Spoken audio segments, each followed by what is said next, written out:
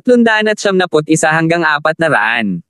Ang imahe ng kawalan ay gumalaw kasama si Tristan, hindi alam kung saan sila pupuntang tatlo.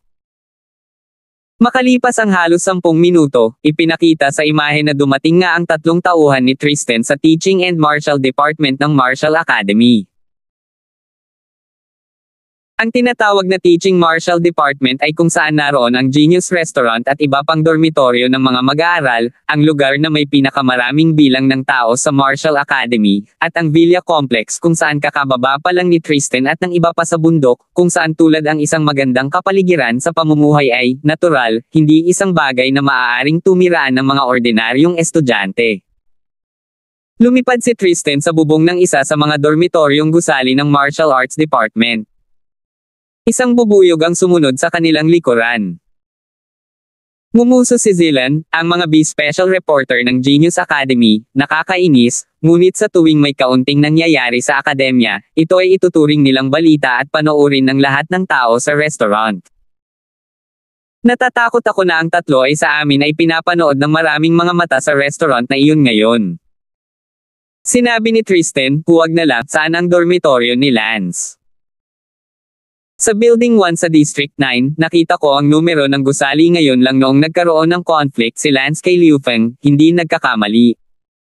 Tara na, hanapin natin siya ngayon. Pagkasabi noon ay lumipad silang tatlo at tumungo sa Building 1 sa District 9.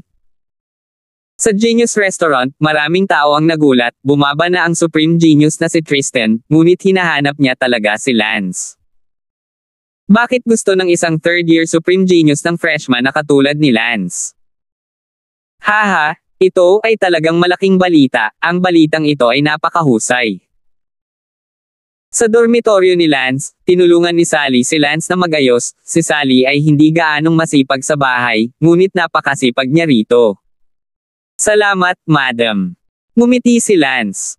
Sino ang madam mo, hindi mahiya? Sabi ni Sally na namumula. Naglandi silang dalawa at nakita ni Xavier sa labas, si Xavier ay umungol at nagmura sa loob, nagpapakita ng pagmamahal at mabilis na mamatay. Lance, ayaw tingnan mo kung hanggang kailan ka magkakaroon ng napakagandang girlfriend. Lance, lumabas ka. Sa sandaling ito, sa bubong ng gusaling ito ng dormitoryo, sumigaw ang isang lalaki. Lance, alam kong nasa dormitoryong gusali ka na, lumabas ka na. Sigaw muli ng boses. Lance, may tumatawag sa iyo. Sally. Narinig ko. Tamad na sabi ni Lance. Galing sa bubong ang boses. Bueno, umakyat tayo at tingnan kung sino ang tumatawag sa akin sa pagkakataong ito. Lumipad sa bintana sina Lance at Sally sa isang iglap, pagkatapos ay lumipad paakyat sa bubong. Ang bubong ay isang berdeng Dallas disc, natatakpan ng mga glazed na tile, hindi patag. Sa ngayon, 3 tao ang nakatayo sa bubong, 2 sa kanila ang may malakas na chi sa kanila, at ang babae ay maganda. Sa kasamaang palad, hindi siya kilala ni Lance. Nagtanong si Sally, sino kayo? Bakit ninyo hinahanap si Lance Damon? Sa sandaling ito, nakita ni Tristan si Lance sa kanyang sariling mga mata, isang hindi kapani-pani walang tingin sa kanyang mga mata. Huminto si Zilan, maaari mo ring tanungin si Lance kung sino tayo, sa tingin ko hindi niya alam kung sino tayo. Tumingin si Sally Brown kay Lance at sinabing, sabi nila kilala mo sila. Ngumiti si Lance, paumanhin, hindi ko sila kilala. Gayunpaman, ang 3 tao sa kabilang panig ay bumantong hininga, iniisip na si Lance ay nagpapanggap lamang. Sinabi ni Tristan, Lance, sa hindi inaasahan, talaga. It's you. Seeing you with my own eyes, it really surprises me, yung talo noon ay pumasok na sa Martial Academy. Alam na ni Lance kung sino sila sa sandaling marinig niya ang kanilang tono, tiyak na mga anak sila ng orihinal na pamilyang Lance na iyon, ngunit sa kasamaang palad, iyon ang orihinal na Lance, at ang kasalukuyang Lance ay walang kinalaman sa pamilyang Damon. Ngumiti si Lance, bago mo ako kausapin, ibigay mo ang iyong malaking pangalan, hindi ako nakipag-usap sa mga taong walang pangalan. Nagalit si Zilla na iyon, Lance, ano ka ba nagpapanggap? Gusto mo pa bang itanggi na minsan ka nang galing sa pamilyang Damon, hindi mo iginagalang ang pamilyang Damon sa pamamagitan ng pagpapanggap na hindi mo kami kilala? Natigilan si Lance, basura pamilya, huwag mo lang banggitin. Ikaw. Galit na galit si Zilan, isang dating basura, talagang pinapagalitan ang pamilya ng basura ng may labis na paghamak. Taksil ka, anong lakas ng loob mong insultuhan ang pamilyang Damon? Sigaw ni Zilan. Tumawa si Lance, it's a blessing for you na mainsulto ko ang trash family mo, tsaka, ikaw pa ang nagdala nito sa sarili mo, humihingi ka lang ng kahihiyan. Sinabi ni Zilan kay Tristan, kapatid, tingnan mo ito, ang bastos na ito, kahit na siya ay natiwalag sa pamilya, ang kanyang kadugo ay ang pamilyang Damon kung tutuusin, siya ay talagang napakataksil na sampain ang trash family, magsabi ng isang bagay. Ang mukha ni Tristan ay hindi nagpapakita ng anumang halatang galit, ito ay isang medyo kalmado na tao, ngunit siya ay talagang isang malakas na tao. Sinabi ni Tristan, Lance, ininsulto mo ang pamilyang Damon, ipinapakita nito na may galit ka pa rin sa iyong puso, pagkatapos ng lahat, ikaw ang natiwalag sa pamilyang Damon, ngayon wala ka ng kinalaman sa ating pamilyang Damon. Sinabi ni Lance, dahil walang kinalaman dito, ano ang pinunta mo upang makita ako? Lance, ang katotohanan na dati kang basura, ngunit ngayon ay nagawa mong lumaki sa antas na ito, nagulat ako, ang paghahanap sa iyo ay para lang mapatunayan ang pagiging tunay, iyon lang. Bagamat mukhang magaling ka na ngayon, ikaw ganyan pa rin sa paningin ko, pero nawalan ka na ng swerte. Hahaha, kung ganoon, gusto mo bang patikim ko sa iyo kung ano ang ibig sabihin ng maging ganoon? Sabi ni Lance. Walang intensyon si Tristan na gumawa ng anuman, isang nguso lang. Sinabi ng Zila na iyon, Kuya, hipag, hayaan mo akong dumaan para turuan ang rebeldeng anak na ito na nakalimutan kung sino ang kanyang ninuno. Sinabi ni Tristan Damon, hindi na siya miyembro ng pamilyang Damon, ang pagtuturo sa kanya ng leksyon ay hindi pag-amin sa kanyang pinagmulan, hindi na kailangan iyon. Naiinis na sinabi ni Lance kay Zilan, hindi ito sapat para sa inyo, anyayahan ang ninuno ng inyong pamilyang Damon. Si Tristan ay hindi nababagabag, at ang kanyang mukha ay humihinga ng maluwag, lalo niya itong minaliit, lalo itong nagpapakita na ang kanyang paghamak kay Lance ay walang iba kundi isang pagpapakita ng lakas ng salita. Sinabi ni Gina, ang basurang iyon at perwisyo noon ay talagang naging napakayabang ngayon, napakagandang mundo. Tumingin si Lance kay Gina, alam na ni Lance na ang babaeng ito ay dapat ang orihinal na Lance na sumilip sa paligan. Tumawa si Lance, alam mong pervert ako, mukhang hindi mo nakalimutan kung paano kita sinilip noon. Ngumuso si Gina, Lance, kung hindi pa nakipaglaban ang nanay mo para protektahan ka noon, pinatay na kita, pervert ka, nakalimutan mo na ba kung paano kita binugbog ng isang araw at isang gabi noon? Tumawa si Lance at sinabing, itatago ko ang utang na ito. Bagamat ito ay isang bagay na hindi alam ni Lance, ngunit orihinal na galit ni Lance, tiyak na ipaghihiganti ito ni Lance para sa kanya, para makapagpahinga siya. Kapayapaan sa ilalim ng siyam na bukal, at hindi magiging walang kabuluhan ang sakupin ang kanyang katawan. Gayunpaman, si Tristan at ang kanyang kasintahan, na may napakalakas na chi, lalo na si Tristan, ay natakot na narating na nila ang Hautian Realm. 372. Let's go! Sabi ni Tristan. Ang Zila na iyon ay nag-aatubili na nagsabi, kapatid, ang pamilyang ito ay inabando ng anak, hahayaan ba natin siyang mabaliw? Wala siyang kinalaman sa pamilya naming Tang, kami at siya ay dumadaan lang. Pero, sinisiraan lang niya ang pamilyang Damon bilang isang trash family, hindi ako magagalit. Sinabi ni Gina, Zilan, kung hindi mo kayang magalit, pagkatapos ay bugbugin mo siya, nasa gitna ka pa rin ng inner sect. Ngumiti si Zilan, kung ano lang ang gusto ko, kuya. Tumango si Tristan, ibagay mo ang iyong sarili, ngunit may tiwala ka ba? Kung tutuusin, kung matalo ka sa isang outcast ng pamilya, mawawala sa iyo ang mukha ng pamilya. Kung hindi ka masyadong kumpiyansa, hindi ko irerekomende na makipagduel ka sa siya. Sinabi ni Zilan ng may kumpiyansa, kapatid, huwag kang mag-alala, mayroon talaga akong lubos na tiwala. Hindi mo iniisip ang tungkol dito, isang pamilyang outcast, kahit na makakuha siya ng ilang mga pagkakataon, siya ay talo pa rin sa kanyang mga buto. Ako, si Zilan, ay isa sa mga pangunahing tagapagsaka ng pamilya kahit na ano pa man, kung hindi man lang ako manalo laban sa isang pamilyang itinapon, paano pa ako magkakaroon ng mukha na maging anak ng pamilyang Damon? Si Zilan ay sabik na subukang makipagduel kay Lance, sanay na siyang makakita ng basura mula pa noong bata pa siya, biglang nakita ang basurang ito na may nakakabaliw na tono, talagang gusto niya itong puntahan at turuan siya ng leksyon, sinabi sa kanya na hindi. Kahit anong pagkakataon ang makukuha mo, pareho ka pa rin ng basura, hinding-hindi mo mababago ang iyong pagiging basura. Lalo na't ang punk na ito ay may napakagandang kasintahan, kaya mas gusto ni Zilan na bugbugin si Lance. Tumaas ang sulok ng bibig ni Lance, naghahanap ng kamatayan, ayaw magsalita ni Lance, dahil gusto ni Zilan na hanapin ang kamatayan, maaari rin siyang matupad. Sa sandaling ito, sa Genius Restaurant, ito ay isang sensasyon. Napag-alaman na si Lance ay ang anak na lalaki ng pamilyang Damon at ngayon, si Zilan, ang pangunahing tagapagsaka ng mga bata ng pamilyang Damon, ay makikipagduel sa anak na lalaki. Sinabi ni Zilan, Lance, bunutin mo ang iyong espada, gagamitin ko ang 32 Extreme Sheath Sword ng pamilyang Damon laban sa iyo ngayon, at hahayaan ka rin, ang anak ng pamilya, na madama ang kahusayan ng mga diskarte ng espada ng pamilya. Mapanghamak na sinabi ni Lance, 32 poste sheath sword. Ikaw. Galit na galit si Zilan, at binibigkas ang salitang tae.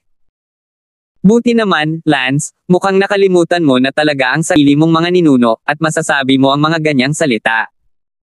Sabi ni Zilan habang nakapikit ang mga ngipin. Basura, wag mo na, ano ba ang long-windedness? How dare you call me trash? Sisubog na sa galit si Zilan.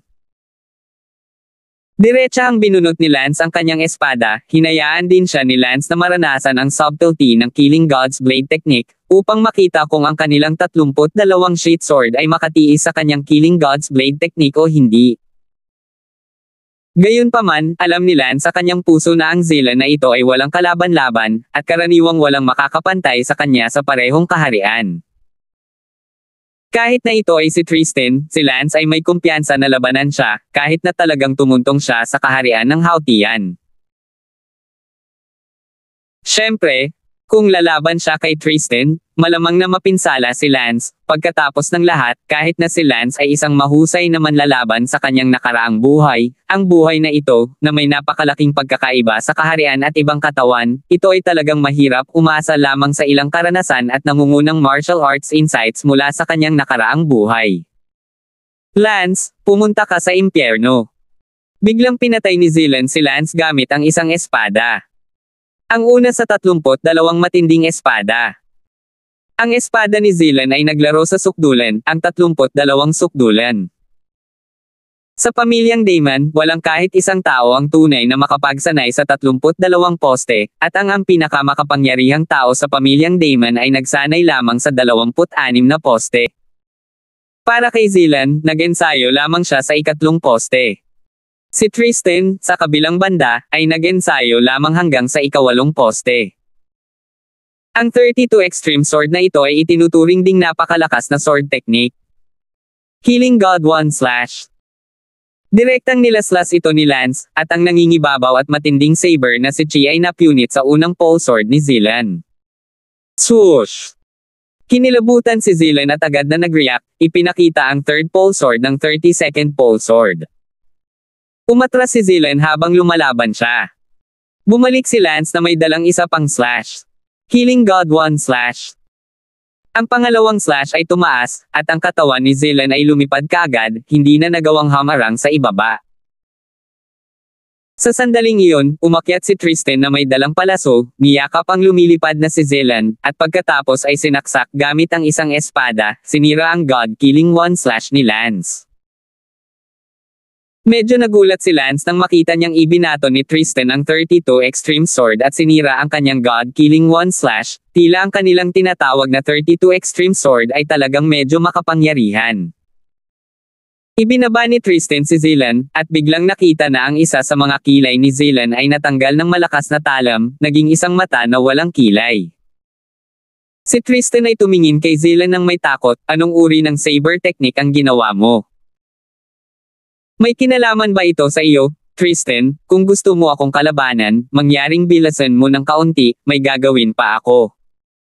Sabi ni Lance, handa na si Lance na labanan si Tristan. Ngumuso si Tristan, hindi ka pa karapat-dapat, ako, si Tristan, ay hindi gustong akusahan ng pang-aapi ng mga freshman. Lance, tingnan natin, gusto kong makita kung hanggang saan ka kaya at kung gaano ka kaya ikaw na. Pagkatapos sabihin iyon, lumipad si Tristan. Si Zilan ay tumingin kay Lance nang may pagkagalit at lumipad palayo sa kanya sa napakahiyang paraan. Tanging sina Lance at Sally lamang ang naiwan sa bubong. Ang Tristan na iyon, sa buong panahon, ay hindi tumingin kay Lance sa parehong paraan. Si Sally ay abala sa paninisi, anong lakas ng Tristan na iyan, napakalakas niya, bakit ka naglakas loob na guluhin siya, ayaw mong mamatay. Hindi nagmadaling sumagot si Lance kay Sally, nakita niya ang isang bubuyog na lumulutang ng 1 metro sa kanyang harapan. Swoosh! Hindi alam ni Lance kung ano iyon, ngunit hiniwa ng kanyang kamay ang bubuyog sa isang iglap. Sa virtual na screen ng Genius Restaurant, biglang nawala ang imahe. Lumipad si Lance pabalik sa dormitory room, kaya naman sinabi niya kay Sally, ang Tristan na ito ay may kaunting lakas. Anong klaseng lakas meron siya? Tanong ni Sally. Sinabi ni Lance, sa palagay ko dapat ay naabot niya ang antas ng Hautian, sa paligid ng unang yugto ng Hautian. Sobrang lakas. Tapos naglakas loob ka pa na guluhin siya, buti na lang at wala siyang pakialam sa'yo, kung hindi ay tapos ka na, nasa gitna ka lang ng inner gate Galit na sabi ni Sally. Ngumuso si Lance, bagamat Hautian level na siya ngayon, ako, si Lance, ay hindi natatakot sa kanya, kung kailangan ko talagang lumaban hanggang kamatayan, baka hindi na siya makakuha ng anumang kalamangan kaysa sa akin. Nagtataka si Sally kung tama ba ang narinig niya, talagang naglakas loob si Lance na sabihin iyon, isang panloob na pinto, isang Hautian, ito ba ay isang antas? Sinabi ni Lance, huwag mong pagdudahan ang aking mga salita, naglakas loob akong sabihin ito, kaya natural na nasa akin ang aking gulugod. Nakakalungkot na si Tristan ay hindi nang ahas na labanan ako, kung hindi, gusto ko talagang makipaglaro sa kanya. Sinabi ni Sally, mahina ka sa kanyang paningin, at walang pakialam ang mga tao na masabihan kanila na binubuli kanila. Ngunit kung talagang nagawa mong labanan siya, natatakot akong matigilan ang buong paaralan. Dahil imposible, ang pagkakaiba ng realm ay hindi kahit isang tugma, lalo pa ang napakaraming pagkakaiba. 373. Ngumiti si Lance, kung babalikan nila ako para guluhin ako, huwag mo akong sisihin sa pagiging bastos ko, pero syempre, nasa Hautian level sila, hindi ako sigurado na makakakuha ako ng anumang kalamangan, at ako, sigurado akong masasaktan ako ng husto. Kung maaabot ko ang Hautian perfection, o great perfection, kung gayon si Tristan ay wala akong dapat katakutin. Sabi ni Tristan. Galit na galit, bakit biglang malakas ang basurang yan? Galit na sigaw ni Zilan. Sinabi ni Tristan, hindi ko akalain na ang basurang ito ay magkakaroon pa ng araw para magbukas ng bagong dahon, kaka-enroll lang niya sa paaralan, ngunit nagawa niyang talunin ka. Bukod dito, ang 32 extremity sword ng ating pamilyang Damon, ipinapakita mo ang 3rd. Ang extremity sword ay ganap na hindi kayang labanan ang kanyang swordsmanship. Sinabi ni Gina, ang saber technique ni Lance, ito ay napaka-domineering, mayroong isang pakiramdam ng talas na hindi mapigilan, kung saan sa lupa ay natuto siya ng gayong top-notch martial arts. Sinabi ni Tristan, tama, pagkatapos matalo at umatras si Zilan, inilapat ko ang 5th ultimate sword para masira ang kanyang saber technique. Siya ay isang bagong estudyante, na ang kaharian ay nasa gitnang yugto lamang ng inner gate, at kinuha ako nito. Para ihagis ang 5th extremity sword para mabali ito, talagang kinailangan kong magulat. Kahit na ang isang henyo mula sa inner gate ay nagpapakita ng nangungunang martial arts, imposibleng maipakita ko ang fifth extremity sword para masira ito Sinabi ni Zilan, kapatid, na si Lance ay nang-ahas na guluhin ka, bakit wala kang ginawa? Ngumuso si Tristan, bagaman talagang magaling si Lance sa dalawang bagay, hindi siya sa paningin ko. Pinipilit lang niya akong bigyan ng sarili niya ng mukha, siya ay bagong estudyante, at natalo ka lang sa kanya, kaya mas mabuting umatras muna, ang daming nanunood sa Genius Restaurant, kung talagang gagawa ako ng hakbang laban sa kanya, paano isa sa isang tibi ang mukha ng aking Supreme Genius? Sa oras na iyon, hindi ako mabubuli at mahina sa opinyon ng publiko. Pero paano kung patuloy siyang maging mayabang? Tungkol kay Lance, obserbahan natin pansamantala, iulat muna ang bagay na ito sa pamilya.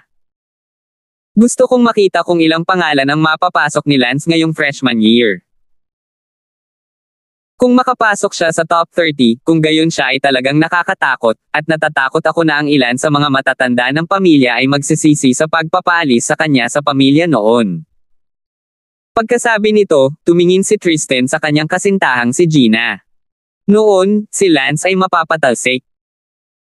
Mula sa pamilya, higit sa lahat para magbigay ng paliwanag sa pamilyang Merong, kung sapat na ang lakas ni Lance para makapasok sa lakas ng nangungunang 30 freshman, tiyak na magkakaroon ng grupo ng matatanda ang pamilyang Damon na magsisisi sa paglipat na ito noon.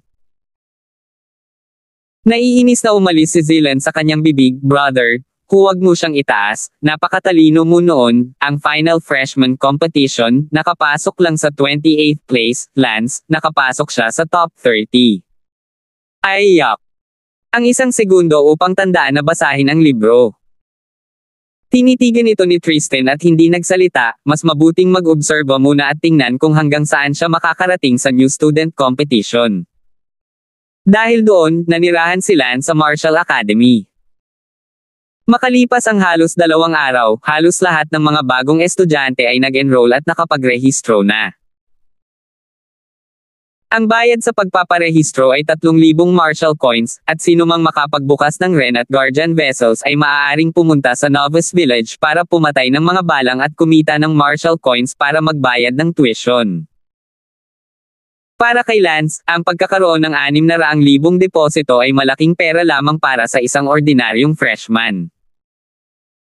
Siyempre, para sa mga bagong mag-aaral sa antas ng kanilang panloob na sekta, halos lahat ay hindi masama, si Lance ay may 600,000 na deposito, at marami pang iba pang mga bagong estudyante sa antas ng panloob na sekta. Halimbawa, si Xavier, na pumunta upang pumatay ng mga balang araw-araw, mayroon ding deposito na mahigit 400,000, at ang lahat ng mga bagong mag-aaral sa antas sa loob ng pintuan ay nahihiya na banggitin na wala silang deposito na higit sa 200,000. Atensyon, lahat ng mga bagong mag-aaral, sa 2 PM, punan ang iyong mga boluntaryo.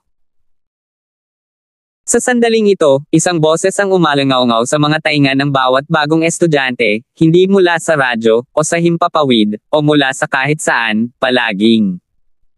Ang nagsiwalat ng kakaiba, ngunit walang nakakaalam kung bakit. Volunteer. What to volunteer for? Nagsalubong ang mga kilay ni Lance. Sinabi ni Sujin, Brother Lance, hindi mo alam ito, papasok tayo sa Martial Arts Academy, maraming department, kung gusto mo ng swordsmanship, pumunta ka sa swordsmanship department, kung magaling kang gumamit ng swords, pumunta ka sa swordsmanship department. Kung magaling kang gumamit ng stick, pumunta ka sa stick law department, kung magaling kang gumamit ng baril, pumunta ka sa gun law department, kung magaling kang mangakit, ikaw. Pumunta ka sa enchanting department. Oh, so. Tumawa si Lance. Kuya Lance, pupunuin mo ang departamentong iyon, ha? Tanong ni Sujin. Ako, kayang gawin ang 2. Walang pakialam na sabi ni Lance. Dapat meron kang na magaling ka, ano ang galing mo? Maaari silang lahat mga espada at sibat, lahat sila ay magaling dito. Sabi ni Lance. Si Xavier, na nakaupo sa tabi niya, ay bumantong hininga, ano ang pagpapanggap na paghahambing, lahat ay mahusay sa ito, gupitan. Tumawa si Lance, sinasabi ko lang ang totoo, paano ito naging pretend comparison, kung hindi ka maniniwala sa akin, hahampasin kita ng espada ngayon. Hindi interesado si Xavier na makipag-away kay Lance, isang nguso lang, sa katunayan, si Xavier ay maingat sa Lance sa loob, nakaramdam siya ng takot nang maalala niya ang araw na muntik niya itong pugutan ng kanyang pamatay na espada. Sa hapon, lahat ng mga bagong estudyante ay dumating sa freshman volunteer office. Medyo nag-aalangan si Lance, hindi alam kung aling departamento ang pupunan, saber technique o sword technique. Alam ni Lance ang Killing God Saber Technique, at ang Sword Technique. Alam ni Lance ang Descending Dragon Sword Technique, na ipinasa mula kay Tang ang master ni Lance sa kanyang nakaraang buhay. Si Lance ay hindi pa nagsasagawa ng Descending Dragon Sword Technique sa mundong ito. Ang minimum na kinakailangan para sa Descending Dragon Sword Technique ay ang panloob na antas ng pinto bago siya makapagsimulang magsanay. Ang kapangyarihan ay hindi hihigit sa pamamaraan sa pagpatay ng Diyos Saber. Sa mga tuntunin ng kagaanan, alam ni Lance ang Ghost Will Duel Lightness Technique, at sa kasalukuyan, ang Ghost Will Dueling Lightness Technique ni Lance ay nasanay na sa ikalawang antas. Ang Ghost Will Duel Light exercise na ito ay napakalakas, si Lance ay napakahusay sa kanyang nakaraang buhay, ang magaan na ehersisyo na ito ay nakatulong. Tungkol naman sa Internal Heart Technique, si Lance ay nagtapos sa dalawang bahagi, ang una, ang Undaunted Heart Sutra, at ang pangalawa, ang Great Pan Heart Sutra, kung saan, ang Undaunted Heart Sutra ay naituro na kina Sally at Bella. Tungkol naman sa Great Pan Heart Sutra, hindi pa ito itinuro sa kanila, higit sa lahat dahil mahina ang pundasyon nila, dalawang ganoong kalakas na internal skills, tiyak na hindi nila ito matututunan, sa halip na guluhin ang kanilang isipan, baka pati na rin dalubhasa sa isa. Anong klaseng departamento ang pinupuno mo? Panawagan ni Sally, kadalasan ng ibang mga bagong estudyante ay hindi magdadalawang isip dahil alam nila kung ano ang pinakamahusay sa kanila. Sally, ano ang pinunan mo? Pinili ko ang sistema ng espada. Sabi ni Sally. Sige, pagkatapos ay pipiliin ko rin ang sistema ng sword technique. Hindi nagabala si Lance na mag-alinlangan, piliin na lang natin ang sword technique. Anyway, ang Dragon Descending Sword Technique ni Lance ay medyo mas mahirap sanayin kaysa sa God Killing Saber Technique, at tumagal pa ng kaunting oras. Pareho nilang pinili ang Sword Technique Department. Lumapit si Elsa. Lance. Tawag ni Elsa. Captain Shu, pumunta ka rin para magboluntaryo. Kalokohan. Pinandilatan ni Elsa si Lance, sadyang nagtatanong. Lance, anong volunteer ang pinunan mo? Swordplay. Hindi ka ba magaling sa espada? Nagulat si Elsa na ang galing ng kutsilyo ni Lance, na nakita niya mismo ng kanyang mga mata, at binugbog si Xavier. 374. Tumango si Lance, oo. Kung gayon bakit hindi mo pinili ang Blade Department? Sinabi ni Lance, ang aking saber technique ay makapangyarihan, ngunit ang aking sword technique ay mas malakas, kaya pipiliin ko ang Sword Technique Department. Ano? Napakalakas na ng iyong saber technique, at ang iyong sword technique ay mas malakas pa. Hindi makapaniwalang tumingin si Elsa kay Lance. Sino bang may sabing I can only be one kind of powerful, magaling ako sa mga espadang hindi gumagana Ikaw ay isang pervert. Tumawa si Elsa at napagalitan, talagang lalo siyang humanga kay Lance, kaya lang, kapag nakita niya si Lance, maiisip niyang muli ang One Defeat Red Dust. Narinig niya na ito ay hindi mas masahol pa kay Lance, hindi niya alam kung kailan siya muling magpapakita, si Elsa ay unti-unting lumulubog. Elsa, uminom ka ng tubig. Sinundan ni Xavier si Elsa na parang tagasunod, abala sa pag-aabot kay Elsa ng isang bote ng tubig. Xavier, may iniisip na ako, huwag ka nang maging mabait sa akin, hindi ko na kaya. Elsa daw.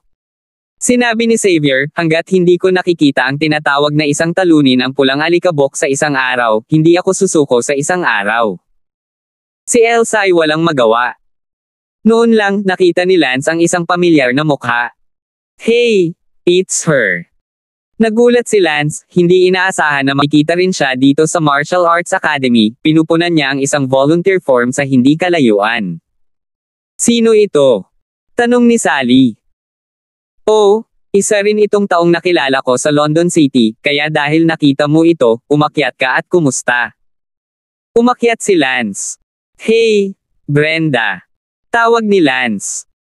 Lumingon si Brenda at tumingin kay Lance, walang kulay ang kanyang mga mata, na para bang hindi niya kilala si Lance, hindi pa banggitin ang nagulat na ekspresyon sa kanyang mukha. Brenda, kahit papaano, magkakilala tayo, hindi man lang tayo makakapag-hello. Sabi ni Lance.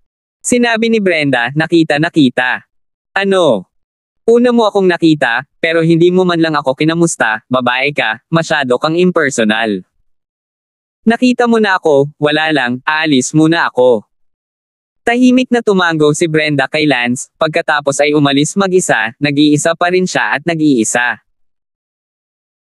Agad na napuno ng selos si Sally na nagtanong, sino siya, bakit ang ganda niya, kailan mo nakilala ang ganoong kagandang babae, hindi ko man lang alam, may tinatago ka sa akin na napakalalim.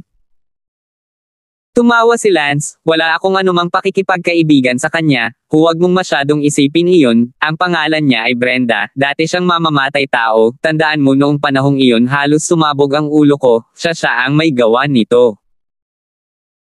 But in the end, I spared her. Alright, forget about this person, boring, I was thinking of greet an acquaintance, but she ignored me. Tiningnan ni Lance ang volunteer form na pinunan ni Brenda para makita ang departamentong pinili niya. Sa ganitong tingin, nagulat si Lance. Talagang pinili niya ang Department of Poison Arts. Ano? Ang Poison Arts Department. Medyo hindi makapaniwala si Sally na pinili ng napakagandang babae ang departamentong ito. Sinabi ni Elsa, bagaman kakaunti ang mga tao na pumipili sa Poison Arts Department, ito ay napaka-promising. Sa mundo ngayon, kahit anong malaking kapangyarihan, may kakulangan ng lason na gumagamit ng mga eksperto, na lubhang hinihiling. Bukod dito, isang tunay na eksperto sa gamit ang lason, hindi alam kung paano namatay ang kalaban. Sa kasamaang palad, ako ay nasa panig na ito. Walang talent ang mukha, kung hindi, pipiliin ko rin ang Poison Arts Department. Natakot si Sally at sinabing, kung pipiliin mo ang Poison Arts Department, hindi ba kailangan mong harapin ang mga makamandag na ahas at insekto at daga at langgam araw-araw? Nakakatakot ito, nakakatakot ako kaya hindi ko lakas ng loob na matulog sa gabi. Naku, hindi lang yan. Minsan ako mismo ang sumubok ng lahat ng klase ng lason, hindi mo ba alam na ang mga building ng pagtuturo ng Poison Arts Department ay nasa likod ng bundok, malayo dito, para lang manalo ang ibang estudyante. Huwag kang masaktan ng hindi sinasadya. Sabi ni Elsa. Si Sally ay nakaramdam ng takot kay Lance, ang mga normal na babae ay natatakot sa mga bagay na ito, ngunit ang Brenda na iyon, talagang pinili ang departamentong ito, ang mga kakaibang tao ay palaging gumagawa ng mga kakaibang bagay. Lubhang sangayon si Lance sa mga salita ni Elsa, sa mundo ni Lance, maraming eksperto ang gumamit ng lason, at ang mga talagang makapangyarihang eksperto na gumamit ng lason ay sadyang hindi karaniwan, kaya hindi nagawang ipagtanggol ng mga kalaban ang kanilang sarili, at talagang ginawa nila, hindi man lang marunong mamatay. Sinulyapan ni Lance ang lahat ng listahan ng mga voluntaryo, at nagulat nang makitang mayroon talagang healing department. Healing department, ano ito? Kumunat ang noo ni Lance. Tumawa ang isang healing teacher sa eksena, itong estudyanteng ito, huwag kang magpapakita ng kamangmangan, okay? Ni hindi mo nga alam ang healing department natin, bakit ka pa nagsasanay ng martial arts? Itong teacher na ito, hindi ko talaga alam, bakit hindi mo ipaliwanag kung ano ang healing system, hindi ka manggugulo ng mga tao. Ngumuso ang girong iyon, kung gayon, sasabihin ko sa iyo, ang tinatawag na healing system ay ang pagalingin ang mga nasugatan, lahat ng may laban ay hindi maiiwasang masugatan, ang iba ay dumaranas ng panloob na pinsala, ang iba ay dumaranas ng panlabas na pinsala, lahat ng uri ng pinsala. Sa puntong ito, kung mayroon kang manggagamot sa tabi mo, nakuha mo na ito. Dalubhasa ang mga manggagamot sa paggamot sa mga pinsalang ito, at ang pinakamakapangyarihang mga manggagamot ay makakapagpagaling sa iyo sa loob ng ilang paghinga kahit na hindi mo kayang magseryoso. Nasaktan. Naintindihan ni Lance, kaya lang, ngumiti si Lance at nagsabi, sa palagay ko ay walang pipiliin na maging manggagamot. Nagumagamot lamang ng mga pinsala ng ibang tao. Ngumuso ang guro ng healing department na iyon, classmate, talagang minamaliit mo ang ating healing department. Don't get me wrong. I'm not looking down on your healing department, on the contrary, I think that your healing department, being able to heal others so fast, is very impressive. Hindi ko lang maintindihan kung sino ang gusto. Talikuran ng kanilang pagsasanay sa martial arts upang matutunan kung paano magpagaling ng iba, at sa huli, pagalingin sila habang sila ay mahina at patay. Ngumuso ang girong iyon, huwag kang mag-post ng mga komento kung hindi mo naiintindihan, sa tingin mo ba lahat ay makapasok sa ating healing department? Hindi naman, may threshold para sa isang propesyon na hindi pa napili noong una. Sinabi ng girong iyon, ang departamento ng pagpapagaling ay may napakataas na mga kinakailangan para sa mga mag-aaral, sa palagay mo ba ay maaaring makapasok ang mga ordinaryong freshmen? Una sa lahat, dapat ay napakahusay niya sa istruktura ng katawan ng tao at napakaraming kaalaman tungkol sa mga punto ng acupuncture ng tao. Pangalawa, dapat ay napakahusay niya sa medisina, o hindi bababa sa isang mahusay na doktor. Sa palagay mo ba ay maaaring piliin ng sino man ang departamento ng pagpapagaling? At mayroon ka bang ideya kung gaano kagalang-galang ang mga manggagamot sa mundo ngayon? Ito ay isang talento na bawat major power was eager to have. At saka, gaano karaming makapangyarihang tao ang gustong matuto ng healing arts.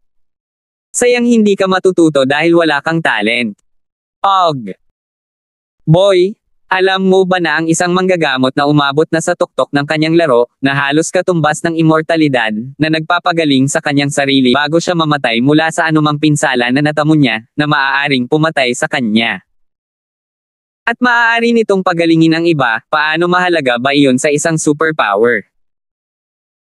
Dalawang superpowered na lalaki na may pantay na lakas ay duel, at ang isa sa kanila ay may dalang manggagamot, at ang isa ay tiyak na mamamatay. 375. Natigilan si Lance doon nang marinig niya ang mga salita ng guro ng healing department. Tila maraming ang maling akala si Lance tungkol sa healing system, iniisip na ang healing system ay makakapagpagaling lamang ng iba, ngunit hindi niya inaasahan na ang healing system ay makakapagpagaling din sa kanyang sarili. Siyempre, ang saligan ay ang taong nag-aaral ng ang kagawaran ng pagpapagaling ay may mga kasanayan sa martial arts mismo, ngunit kadalasan, ang mga tao sa kagawaran ng pagpapagaling ay may mahinang kasanayan sa martial arts at karamihan ay nagsisilbing tulong sa malalakas. Ang Martial Academy, napakagandang lugar para sanayin ang mga talento. Bulalas ni Lance.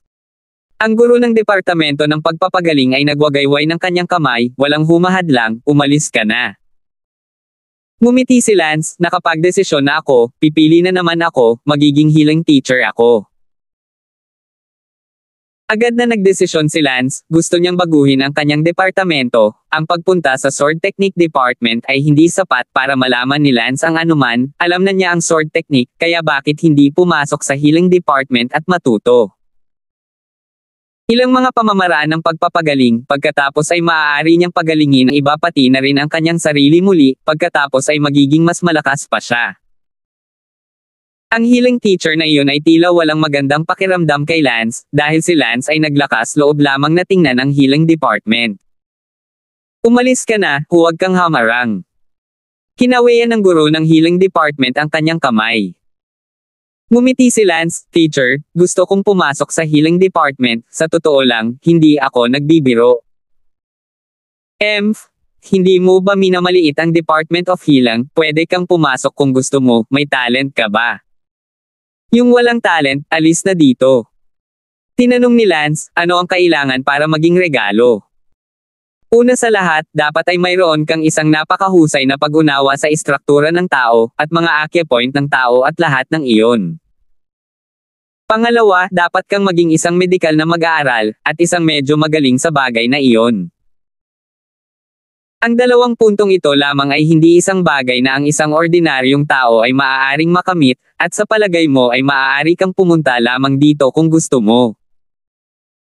Kung ang lahat ay matututong magpagaling, mayroon na tayong hindi kilalang bilang ng mga tao sa departamento ng pagpapagaling. Tayo na, huwag mong sayangin ang aking oras. Ngumiti si Lance. Hey Ellie, teacher, to tell the truth, ang talent na binanggit mo, nakilala ko. Cut!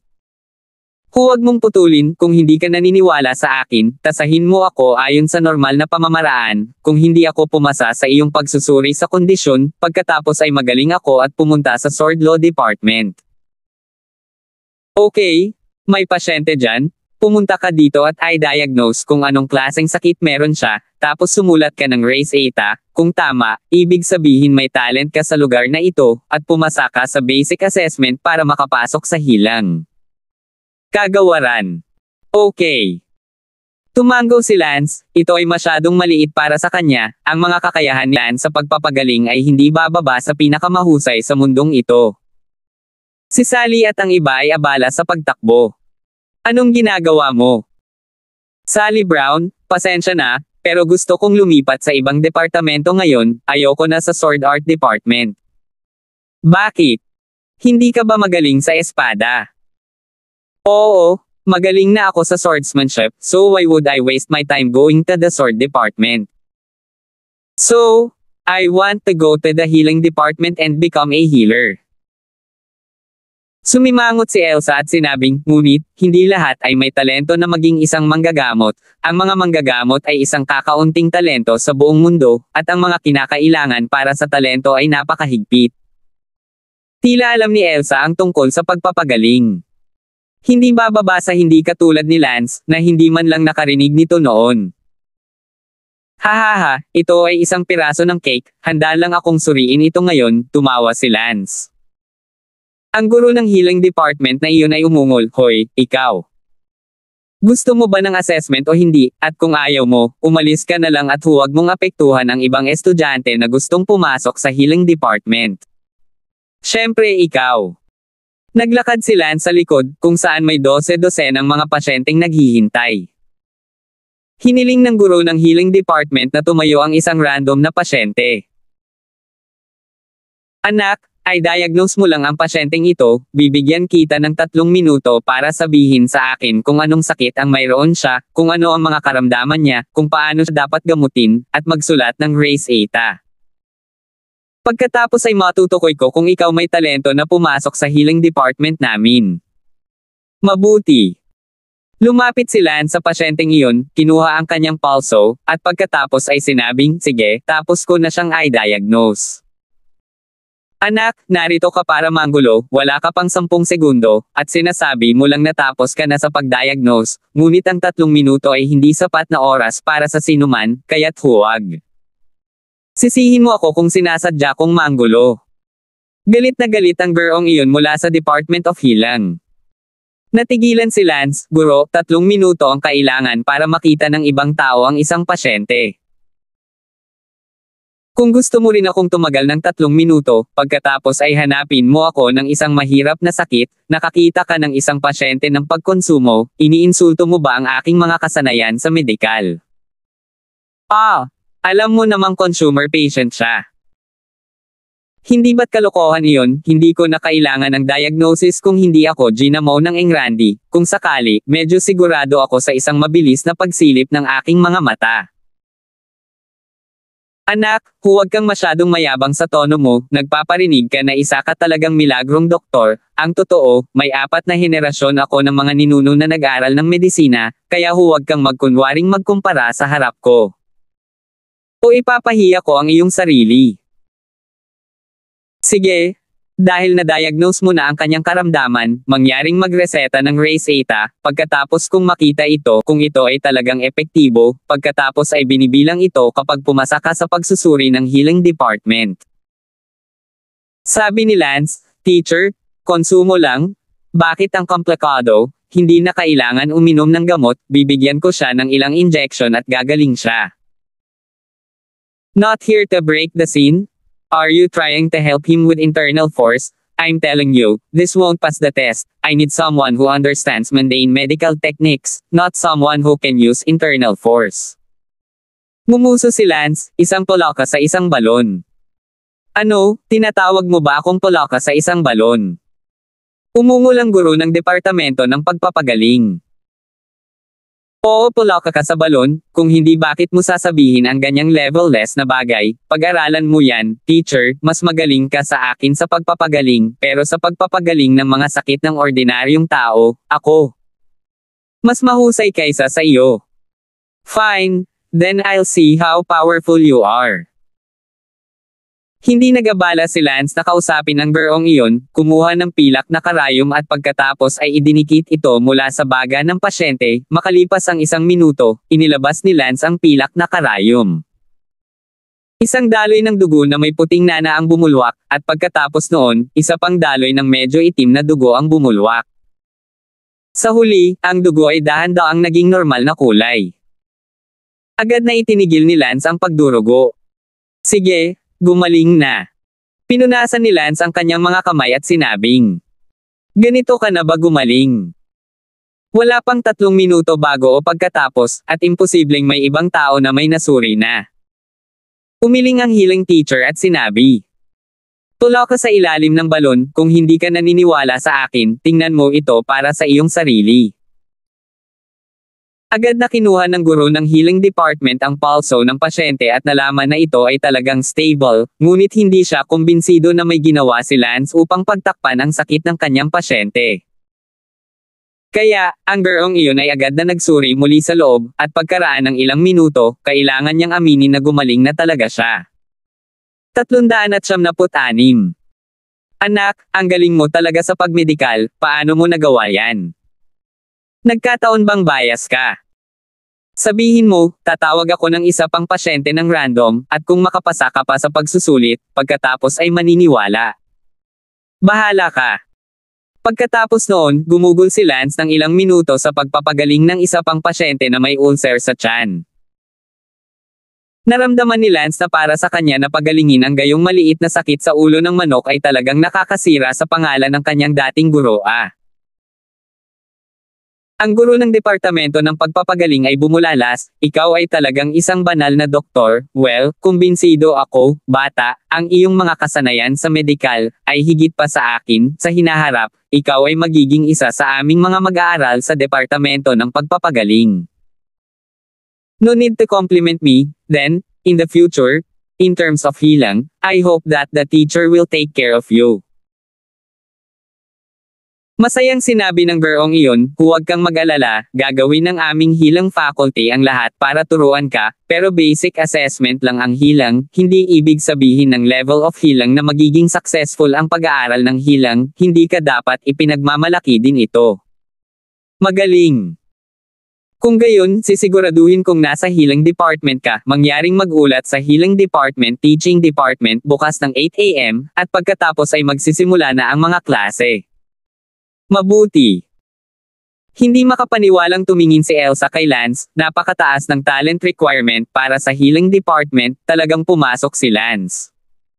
Lance, napakagaling mo rin. Sabi ni Elsa na may pagsamba. 1 segundo tandaang basahin ang aklat. Tumawa si Lance, Captain Shu, huwag mo akong masyadong sambahin, kung sakaling mahulog ka sa akin, iyon na ang katapusan, ayaw kong maging karibal sa pervert na Dark Warrior na iyon. Screw ka, hindi kita magugustuhan, wala akong magugustuhan maliban sa Dark Warrior. Pinandilatan ni Elsa si Lance. Napabuntong hininga si Xavier ng napakalungkot. Noong gabing iyon, inimbitahan ni Lance ang mga bisita na maghapunan sa Genius Restaurant, at ang mga taong inimbitahan sa hapunan ay sina Lance, Xavier, Sujin, kasama ni Sally na si Gao Yun, Beilinger, at pagkatapos ay si Elsa at isa sa ang kanyang mga kasama sa silid, si Liu Zishan. Sa orihinal, hindi pumunta si Xavier, ngunit dahil pumunta si Elsa, lihim siyang sumunod sa likuran. Nang dumating siya sa Genius Restaurant at nakita ang balitang lumilitaw sa kawalan, napagtanto ni Lance na ang pukyutan na pinatay niya noong araw na iyon ay talagang isang espesyal na reporter para sa Genius Restaurant. Sa buong Martial Academy, mayroong hindi kilalang bilang ng mga espesyal na ito. Reporters, kaya kahit sinong gustong malaman ang balita ng Martial Academy ay gustong pumunta sa Genius Restaurant. Ang Genius Restaurant din ang lugar na kadalasang nagtitipon ng pinakamaraming tao. Habang kumakain si Lance at ang iba pa, ang screen sa kawalan ng restaurant ay muling naglalaro ng ilang magulo na balita. Mga kapwa mag-aaral, ang bagong klase ng mga mag-aaral sa Martial Arts Academy ay nagparehistro na lahat para sa paaralan at napunan ang kanilang mga voluntaryo. Tumutok tayo sa ilan sa mga bagong mag-aaral na pinangalan ng Academy Flowers ngayong bagong taon. Si Sujin ay abala sa pagsigaw, "Lance, tingnan mo, nagre-report sa bulaklak ng ospital, baka kasama rin ang girlfriend mo oh." Boring. Bagamat sinabi iyon ni Lance, nakatingin pa rin siya sa virtual screen. Siyempre, ang buong tao sa restaurant ay nakatitig sa void screen at sabay-sabay na nag-e-enjoy sa kanilang sarili, bagamat 79% ng mga tao ay hindi makakuha ng courtyard flower girlfriend, ngunit magandang tingnan ang imahinasyon. Ang una, si Brenda. Ang babaeng ito ay kakapasok lang sa paaralan ngayong taon, at nang pumasok siya sa paaralan, hindi siya pumasok sa pagpasok Novice Village, binuksan na niya ang Ren and the Vessel, and this woman has a amazing talent in poisoning. Currently, no boyfriend. Ang pangalawa, si Elsa.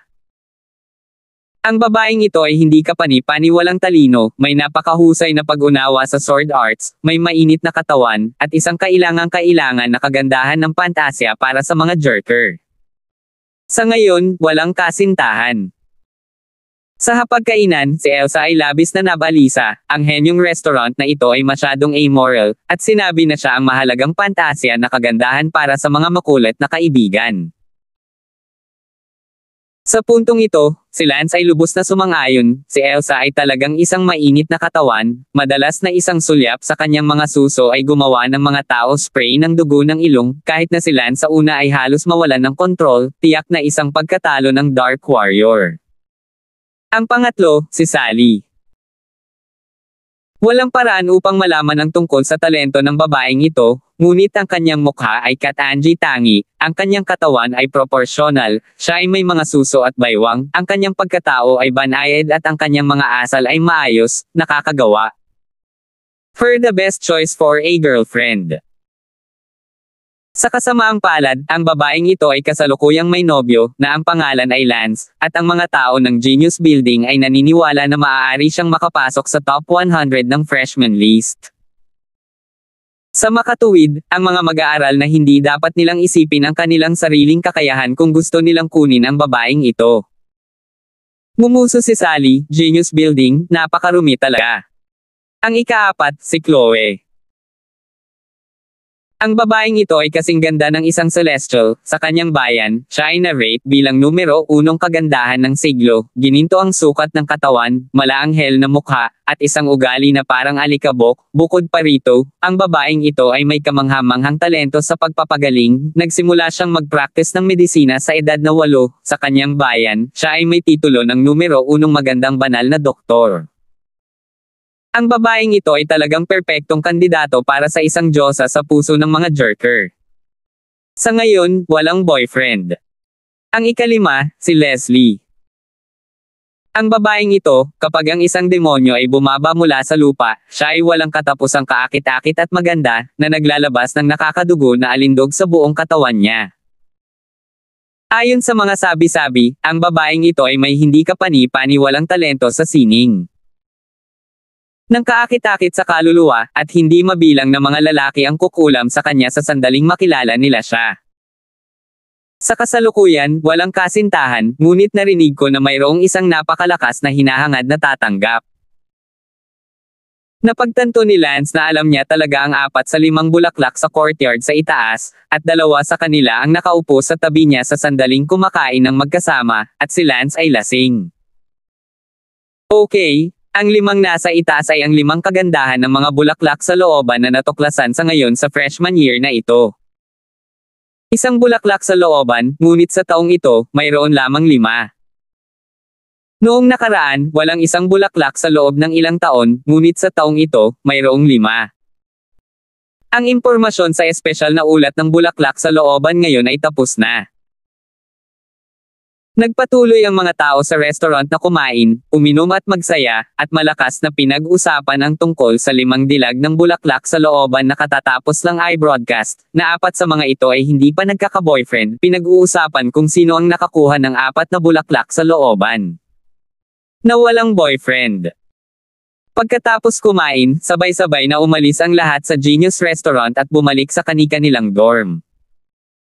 Ang dormitoryo ni Lance ay medyo malayo sa dormitoryo ni Sally, dahil ang dormitoryo ng mga lalaki at ang dormitoryo ng mga babae ay nasa dalawang magkaibang direksyon. Kinabukasan, nagulat si Lance sa healing department sa madaling araw, at ang mga estudyante mula sa bawat departamento ng Woolen Academy ay nagsimulang magturo. Dumating si Lance sa departamento ng pagpapagaling, maliit ang bilang ng mga mag-aaral sa departamento ng pagpapagaling, mayroon lamang kabuoang mahigit 100 mga mag-aaral sa unang taon sa isang klase. 12 ng mga klase. Isang gurong nasa katanghaliang gulang ang tumayo sa silid-aralan ng departamento ng pagpapagaling, tumingin sa mahigit 100 estudyante, at pagkatapos ay nagsabi, sa ibaba, tatawag ako ng roll call, at sisigawan ang mga dumating. 397. Dumating na. Isang mahinang boses na babae ang sumagot, at lahat ay biglang tumingin sa babaeng iyon at agad na tumingin sa kanya na may pagtataka. Tumingin din si Lance kay Chloe, kahapon sa restaurant, narinig niya ang espesyal na balita tungkol sa kanyang bulaklak sa looban, at ngayon nang tumingin siya sa totoong tao, napakaganda niya. Na may magaan at madaling tindig, isang espesyal na diyosa. Talagang karapat-dapat itong maging isa sa mga bulaklak sa looban. Panloob na pinuri ni Lance, gayunpaman, hindi gaanong kamukha si Lance, hindi katulad ng ibang mga lalaki, na napawaw at mukhang walang tigil. Ang kasintahan ni Lance na si Sally, ngunit nasa terms of beauty is not worse than her, pero magkaiba lang kami ng ugali. Lance! Here! Sigaw ni Lance. Mabilis na natapos ang roll call, at sinabi ng guro, mga kapwa mag-aaral, ako ang iyong guro sa pagpapagaling sa unang taon, ang pangalan ko ay Zhu Dangji. Dito, opisyal na magsisimula ang klase, sa unang araw ng klase, ipapaliwanag ko muna sa inyong lahat. Tungkol sa gurong nagpapagaling. Sigurado akong ang mga mula sa malalaking pamilya, o mga mag-aaral mula sa malalaking kapangyarihan, ay may alam tungkol sa mga manggagamot. Ang mga mula sa maliliit na lugar, gayunpaman, ay malamang na hindi pa rin nauunawaan na ang isang manggagamot ay isang propesyon na dalubhasa sa paggamot sa mga panloob na pinsala, panlabas na pinsala, sigla, injuries, and all sorts of wounds left behind after battles. I'm sure na ang mga pipili ng propesyon ng healer, hindi mataas ang talento niya sa martial arts, dahil ang may mataas na talento sa martial arts ay kadalasang pumupunta para mag-practice ng martial arts sa ibang departamento. Sabi ng guro sa podium. Pinagtawanan ito ni Lance, at si Lance ay isang exception. Ang mga manggagamot, depende sa kanilang lakas, ay nahahati sa ilang hanay, mula mababa hanggang mataas, mga manggagamot sa unang baitang, mga manggagamot sa ikalawang baitang, mga manggagamot sa ikatlong baitang, mga manggagamot sa ikaapat na baitang, mga manggagamot sa ikalimang baitang, hanggang sa ika-18 grade healer.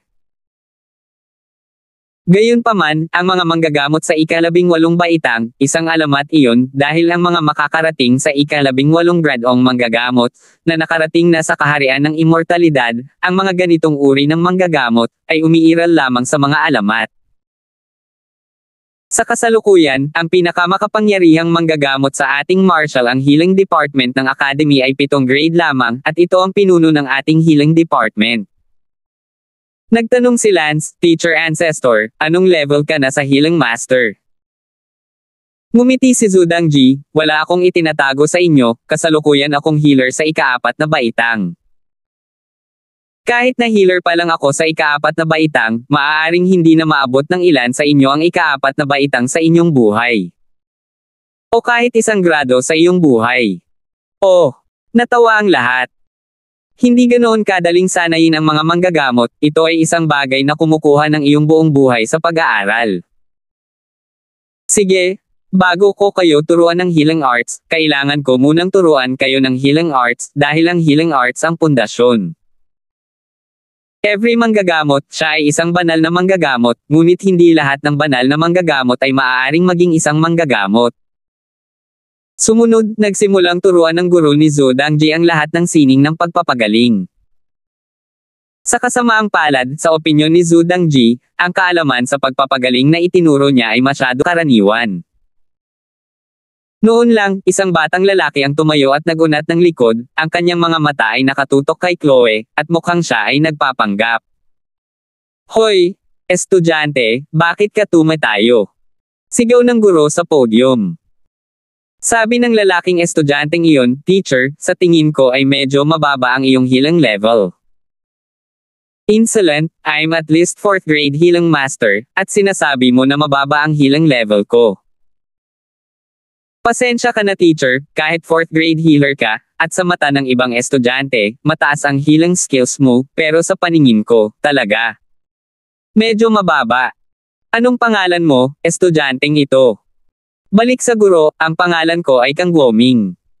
Kang Guoming, anong gusto mo? Baka gusto mong makagambala sa klase. Huwag mo akong intindihin, sensei, ayaw ko lang makarinig ng ganoon kababang antas ng kaalaman sa medisina. Baka maglaan ako ng oras na ito para lumabas at magsanay ng aking espada, at magsisimula ako ng klase sa tuwing magsisimula kang magturo. As healing arts. Pagkatapos sabihin iyon, ang batang lalaki na nagngangalang Kang Guoming ay tumungo sa pintuan ng silid-aralan. Parang mamatay sa galit ang guro sa podium. Kang Guoming, tumigil ka na dyan. Tumalikod si Kang Guoming at ngumiti, Teacher Zhu, what do you want? Don't blame me for not reminded you although 4th grade healer ka, pero ang martial arts realm mo, yung outer door lang ang grand completion Ay, sa kabilang banda, mas talented ako sa martial arts kaysa sa healing, kaya mas mabuting sabihin ko sa iyo na nasa inner door level na ako. Huwag mo akong tanungin kung bakit hindi ko piniling magsanay ng martial arts, hindi ko sasagutin ang ganyang katangahang tanong, hehehehe. Ngumiti si Kang Guoming na puno ng pagpapanggap. Wow! Si Kang Guoming ay kahit bagong estudyante sa antas ng inner gate. Oh my God, hindi ba lahat ng freshman na pinipiling magpagaling ay walang talento sa pagsasanay ng martial arts? Kang Guoming, double genius talaga siya sa martial arts at healing arts, sok-sok. Sa pagitan, ang buong silid-aralan ng mga estudyante ay nag-uusap, sinasamba si Kang Guoming sa lupa. Nakakunot ang mga kilay ni Lance sa sandaling iyon. Bagamat naisip din ni Lance na ang kaalamang medikal na ipinaliwanag ng burong ito sa Zhu Dangji ay talagang karaniwan. Gayunpaman, si Lance, isang taong itinuturing ang kanyang sarili na mas mahusay sa medikal na sining, ay tapat na nakinig sa lektura, habang ang Kang Guoming na ito ay talagang itinuturing din. Mababa. Medyo nagalit ang guro ni Zhu Dangji, ngunit hindi man lang siya binigyan ng kahit anong mukha bilang guro. Pagkatapos noon, tumayo si Chloe at sinabing, Kang Guoming, huminto ka. Tumalikod si Kang Guoming at ngumiti, ang numero 1 kagandahan ng ating healing department, Chloe, ano ang maitutulong ko sa iyo? Huminto si Chloe, Kang Guoming, nasa klase ang guro, pwede bang maupo ka sa upuan mo? Chang Sunless, kung ikaw ay nagmamakaawa sa akin na maupo sa aking upuan, ibibigay ko sa iyo ang mukha na iyon. Kung hinihiling mo sa akin na makinig sa gayong hamak na pamamaraang medikal, pasensya na. Kang Guoming. Sinabi ni Chloe, Kang Guoming, huwag mong bastyusan ng ganito ang iyong guro dahil lang sa malakas ang talento mo sa martial arts. Ako, si Chloe, ako ang unang umayaw sa iyo. Kang Guoming, ikaw ba lakas ng loob na makipagsapalaran sa akin? Hahaha, Chloe, hindi ko inasahan na ikaw, ang bulaklak ng ospital, ay magkakaroon ng hustisya. Fine, ano ang gusto mong makipagkompetensya sa akin? Kung ikukumpara natin ang martial arts, sa tingin ko ay hindi ito kailangan, although may talent ka sa martial arts, nasa middle stage ka pa lang ng outer gate, mahina ka kumpara sa akin. Ngumuso si Chloe, sinong nagsabi na gusto kong ikumpara ang martial arts sa iyo, dahil sinabi mo na mababa ang grade ng medical techniques na ipinaliwanag ni Teacher Ancestor, then I will compare medical techniques with you. Umupo ka sa klase na matapat mo lang ngayon dahil ako, na mas magaling sa iyo, ay nakikinig ng mabuti, hindi banggitin ka. Tumawa si Kang Guoming hehe, Chloe, medyo nakakatawa na ang lakas ng loob mong ikumpara sa akin ang medical skills. I was born in a medical family and have been practicing medicine since I was a child, why wouldn't I dare? I won't lie, in my hometown, I am already a well-known female divine doctor. Ngayon, ako, Chloe, gustong makipag-match sa iyo. Ibinasura mo ang mga paliwanag ng iyong guro bilang mabang marka, gusto kong makita kung gaano kalakas ang iyong mga medikal na kasanayan, gaano kalakas ang loob mong baliwalain ang iyong guro. Ang boses ni Chloe ay puno ng hustisya at sinabi. 378. Ang ibang mga estudyante, kabilang si Lance, ay tahimik ding nakatingin sa kanilang dalawa, at ang gurong iyon ng Zudang Ji ay labis na nagpapasalamat na tumingin kay Chloe. Napangiti si Kang Guoming, Chloe, isa kang babaeng banal na doktor, ngunit sa totoo lang, mayroon akong isang bagay na hindi ko alam kung dapat kong sabihin, dahil natatakot ako na pagkatapos kong sabihin ito, sasabihin ng mga tao na ako, nagpapanggap ako. Ngunit walang masama kung sabihin mo ito. Good? Then don't blame me for saying it and pretending to be a comparison, Ghost Hand Doctor, hindi ko alam kung ilan sa inyo, dito, nakarinig ng titulong ito. Nanginig ang katawan ni Chloe at gulat na sinabi, sino ka mula sa Ghost Hand Medical Saint? Hahaha, ang totoo, ang Ghost Hand Medical Saint ay ang aking Panginoon, at ako, si Kang Guoming, ay lubos na nakakuha ng mga tunay na turo ng aking Panginoon. Kaya, Chloe, sa palagay mo ba ay kailangan pa akong umupo dito at makinig sa mababang antas ng mga medikal na pamamaraan na ito? Sabi ni Kang Guoming na may mapagpanggap na mukha. Saglit na natahimik si Chloe, ang Ghost Hand Medical Saint, ito ay isang matunag na tao, kahit na ang lolo ni Chloe ay minsang nakatanggap ng patnubay ng Ghost Hand Medical Saint, at pagkatapos, ang kanyang mga medikal na kasanayan ay sumulong ng mabilis. Ang bagay na ito, paanong hindi alam ni Chloe, kaya naman nanginginig sa takot si Chloe. Isa talaga siyang disipulo ng Ghost Hand Medical Saint, hindi nakakagulat na naglakas loob siyang magsalita ng napakababa ng antas ng mga kasanayang medikal. Ngumiti si Kang Guoming kay Chloe, Chloe, kung hindi ako nagkakamali, ang aking Panginoon, na minsang nagturo sa iyong lolo sa sining ng medisina o, ang iyong lolo, ay bahagya ding hindi nakikilalang alagad ng aking Panginoon. Inference, Grandpa Shifu ang itawag niyo sa akin, hahaha. Sinabi ni Chloe, kung talagang disipulo ka ng Ghost Hand Medical Saint, kalimutan mo na ito at humihingi ako ng paumanhin sa iyo. Paano kung nagsisinungaling ka?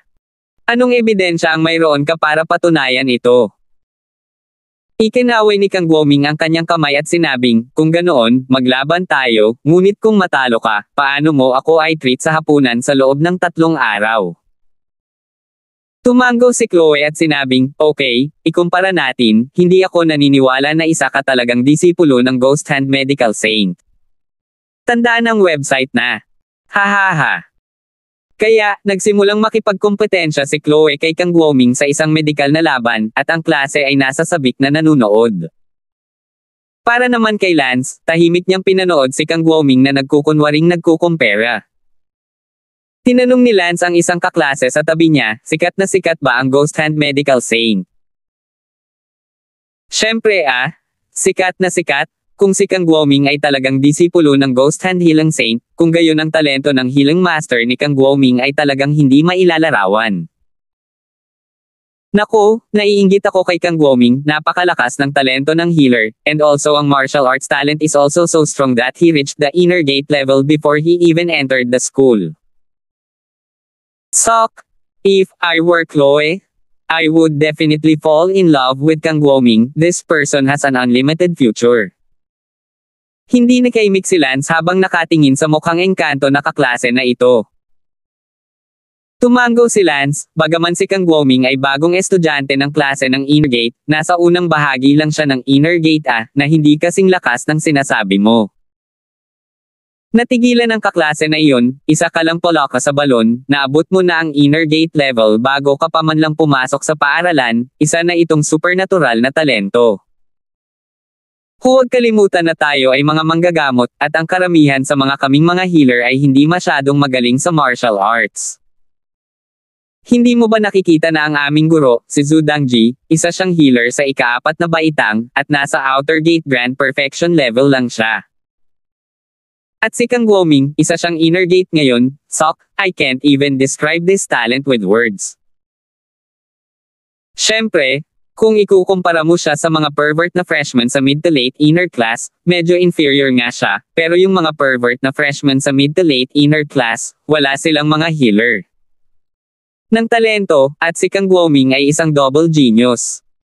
Ang mga lalaking iyon ay hindi maikukumpara, at may pakiramdam ako na si Chloe ang magiging kasintahan ni Kang Guoming. Hindi man lang gustong mag-aksaya ng hininga ni Lance kasama nitong poloka sa balon, ayaw man lang sabihin ni Lance sa kanya na kapatid ako ay nasa gitna ng inner class, at natatakot ako na mas malakas pa ako kaysa sa mga tinatawag na perverted freshmen ng late middle of the inner class. Dahil nangahas pa si Lance na makipaglaban kay Tristan, ang Supreme Genius student ng ikatlong taon, ang mga tinatawag na perverted freshman, si Lance ay hindi huwag mo na silang pansinin.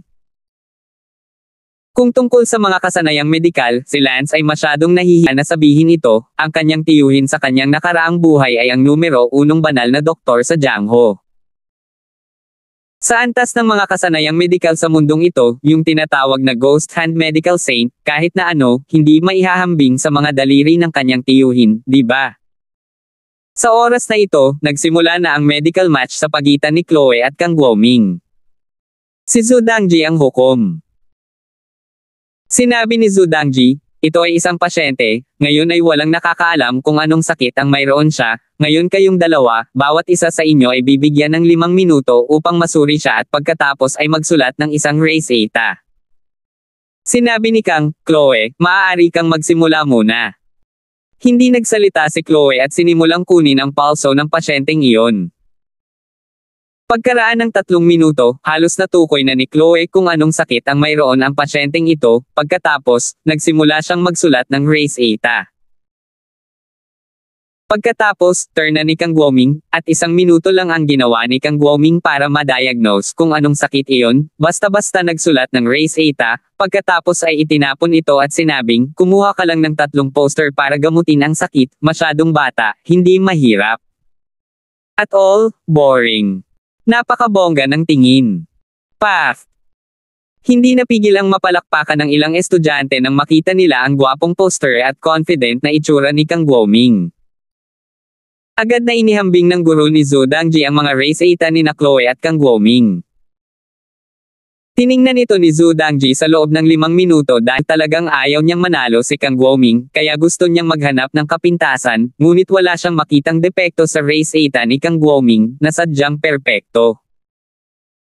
Sa huli, kinailangan ni Zhu Dangji na umamin, ang race eta ni Kang Guoming ay mas mahusay kaysa kay Chloe, na natalo. Wow! Paf!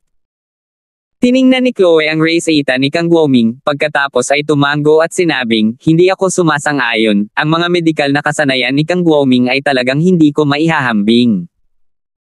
Okay, humihingi ako ng paumanhin, Kang Guoming, pasensya na kung kinuha mo ako. Bilang walang sinasabi ngayon lang, sa iyong mga medikal na kasanayan, maaari mo talagang iwasan ang umupo dito para sa isang mababang antas ng aralin. Sinabi rin ng gurong iyon ng Zhu Dangji, Kang Guoming, dahil mayroon kang ilang mga kasanayan, kung gayon gawin mo ang anumang gusto mo, wala akong masasabi. Hahaha. Tumawa si Kang Guoming at sinabi kay Chloe, tandaan mo, may utang ka pa sa akin ng 3 araw na bigas. Sinabi ni Chloe, wala akong ganoon karaming martial coins sa ngayon, ngunit pagkatapos kong kumita ng sapat na martial coins, tiyak na tutuperin ko ang aking pangako at ibibigay ko sa iyo ang 3 araw na halaga ng bigas. Tiningnan ni Kang Guoming ang maladyosa na kagandahan ni Chloe at sinabi sa kanyang puso, "Chloe, tiyak na iibigin kita sa iyong sarili." Ako, si Kang Guoming, ay may talento sa pagsasanay sa martial arts na bullish, at ang mga medical arts na bullish din, sa buong healing department, walang mas malakas kaysa sa akin, kahit tingnan mo ang buong martial arts academy, natatakot ako na ako lang ang makakadoble bilang isang genius, kaya siguradong iibigin kita, hahaha. 379. Pagkaalis ni Kang Guoming, nagsimulang ipagpatuloy ng guro ang aralin, ipinaliwanag ang lahat tungkol sa sining ng medisina, hindi lahat ng estudyante ay ganoon kahusay sa sining ng medisina. Nang makita ni Lance ang mapagpanggap na anyo ni Kang Guoming, umangat ang mga sulok ng kanyang bibig at bahagyang umungol. Karaniwan, dapat ay agad na hinampis ni Lance ang mesa at nagpahayag ng kanyang sama ng loob kay Kang Guoming. Gayunpaman, sa ilang kadahilanan, hindi makapagbigay ng interes si Lance ngayon. Maaaring may kinalaman ito sa kaharian ni Lance, dahil, naramdaman ni Lance na medyo maluwag ang kanyang kaharian, medyo malapit na siyang makapasok sa huli na inner gate. Kung ikukumpara sa paglusob sa kaharian, ang paghampas sa mesa upang ipakita ang sama ng loob kay Kang Guoming ay walang kahalagahan. Si Lance ay nasa silid-aralan kaagad na nagsasanay ng kanyang panloob na lakas at naghahanda na makapasok sa huli na inner gate. Kung makapasok si Lance sa huli na inner gate, kung gayon ang kanyang lakas ay lubos na lalakas at magkakaroon siya ng higit na kumpiyansa sa new student competition. Maraming mga henyo, paano kung iilan lang ang mga tulad niya na napakagaling sa napakaraming bagong estudyante? Kaya para makalusot bago dumating ang new student competition, subukang makalusot hanggat maaari. Si Lance, isang late stage na estudyante ng inner gate healing, ay mas malakas, direktang dalawang kaharian na mas malakas kaysa sa nagpapanggap na si Kang Guoming na iyon, at sa oras na iyon, natatakot ako na si Kang Guoming mismo ay hindi maglakas loob na tawagin ang kanyang sarili na isang henyo sa martial arts. Buong umaga, nililinang ni Lance ang larangan ng martial arts. Gayunpaman, hindi ganoon kadali ang tagumpay, ngunit napakalapit na ni Lance sa huli na inner gate. Sa pagtatapos ng klase, sinabi ni Teacher Zhu Dangji, "Isang bagay ang ibinalita ko, mula ngayon, si Chloe ang magiging pinuno ng aming unang taon na klase ng Healing Department, hahanapin siya ng lahat upang mahawakan ang anumang bagay, at magsumbong ka sa akin kung hindi niya kaya." Oo. Sige, tapos na ang klase sa umaga, magsisimula ang klase ng 3:00 ng hapon, pasok ka ng maaga. Umalis si Zhu Tangji, at umalis ang klase sa silid-aralan upang kumain, bagamat ibang-iba ito sa high school, ito ay medyo pareho. Gusto ni Lance na mag-focus sa paglilinang ng martial arts realm ngayong hapon, kaya gusto niyang magpahinga sa hapon. Lumapit si Lance kay Chloe at sinabing, "Class President, gusto kong magpahinga sa hapon." "Bakit gusto mong mag-leave? Unang araw ng klase. Hindi ka ba pwedeng magseryoso? Kung nandito ka dahil hindi mo maintindihan ang kaalamang sinasabi ng guro, maaari kang pumunta at magtanong sa akin. Dahil naging class leader ako, natural na tutulungan ko ang bawat estudyante sa klase." Sinabi ni Lance sa kanyang puso, "Joke, hindi ko maintindihan ang mababang antas ng kaalamang medikal." Gayunpaman, hindi talaga nagbiro si Lance, sinabi lang niya, "May personal akong negosyo ngayong hapon, mag-aalis ako ng hapon, sige." Tumalikod si Lance at umalis. Sa hapon, si Lance ay nag-iisa sa kanyang dormitoryo, tahimik na naglilinang. Pagkatapos magsanay buong hapon, nagtagumpay si Lance. Oo, nakapasok na ako sa huli na inner gate. Tuwang-tuwa si Lance, mula nang tumama siya sa gitnang yugto ng inner gate nang buksan niya ang Ren at Zhu Veins 1 taon na ang nakalipas, hindi nabali si Lance. Hanggang sa huling yugto hanggang ngayon. Ang kaharian ay tumaas ng isang antas, talagang naramdaman ni Lance na ang kanyang kapangyarihan ay higit na mas malakas, at ngayong ginagawa na rin niya ang Killing God Saber technique, ang kanyang kapangyarihan ay tiyak na tumaas ng mas mataas. Nang gabing iyon, sina Lance at Sally ay sumang-ayon na maghapunan ng magkasama. Pagkatapos kumain ang dalawa ay casual na naglalakad sa paligid ng Martial Arts Academy. Paminsan-minsan ay walang lugar, magkayakap ng kaunti, nakakaramdam ng kakaibang sigla, at pagkatapos ay kapag oras na upang bumalik ka sa sarili nilang tirahan. Kinabukasan, pumasok pa rin si Zhu Dangji sa klase sa Healing Department. Kahapon ang kaharian ay bumagsak sa isang antas, at si Zhu Dangji ay nasa mas magandang mood ngayon kaysa kahapon. Sa panahon ng klase, ang guro ni Zhu Dangji ay nagyayabang sa podium, nang sabihin ni Kang, "Guro, itong paraan ng pagpapagaling na sinasabi mo, nakakainis." Nagalit si Zhu Dangji at sinabing, "Kang Guoming, alam kong mas mahusay kang manggagamot kaysa sa akin, at wala sa mga estudyanteng ito ang mas magaling kaysa sa iyo, ngunit kung hindi ka makikinig, lumabas ka at huwag istorbohin ang klase ko, sige." Napangiti si Kang Guoming, "Teacher Zhu, huwag kang magkamali, hindi ko sinusubukang abalahin ang klase mo, hindi ko lang kayang makita kang nagtuturo lang sa lahat ng makalumang paraan ng pagpapagaling. Yeah! Tapos wala ka bang mas matalino?" "Of course. Ang master ko ay isang ghost hand healer, Teacher Zhu, hayaan mong i-guide kita sa treatment plan na sinabi mo lang sa akin, hindi ba mas mabuting palitan ito ng jellyfish at seahorse brew?"